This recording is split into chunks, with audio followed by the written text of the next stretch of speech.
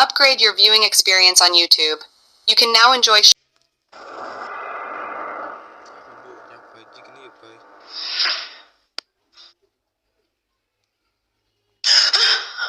I think my wife is having unnecessary anxiety. Oh, babe, believe me. Trust me, I'm seeing something. What's alone in you? What about in one? Diamond! What's wrong?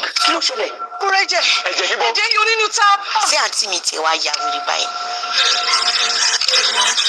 I think your wife is suffering from PTSD.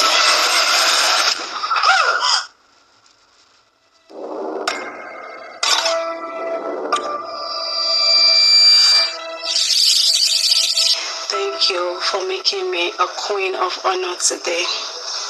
I really can't appreciate you enough for making me your king. Laughing.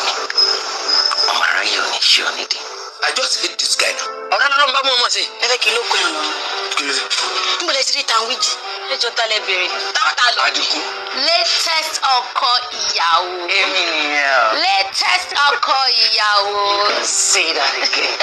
Ó sunkún náà ó dẹ̀ ní kò sí nǹkankan. Ọlọ́run sí ẹsẹ̀ mẹ́fà ni ó ti pẹ́sẹ̀ mẹ́fà. Tó bá ti dọ́dọ̀ àwọn léṣù káfíńtà, yọkàn mi fi ọ́ tẹ̀sí kó sí bọ́ bá ti kan lẹ̀. Ṣé wọ́n ò mọ̀ pé tọ́lọ́run bá rán ẹ tó ń bá jíṣẹ́? Ọlọ́run á rán ẹ nípa. Ọlọ́run ní jẹ́ orí bínú. Kí n ti rí ìbínú rẹ̀ ǹjọ́ kan kó wá. Nígbà bàbá ń di rẹ̀.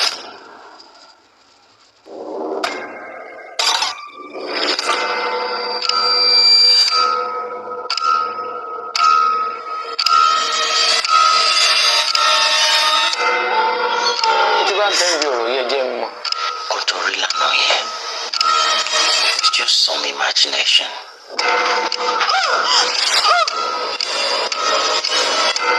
Mo lè wọnú léyè bèbè rúbọ mi. Tó bá ti dé kò lè kọ́kọ́ challenge àtòlé Joshua àbí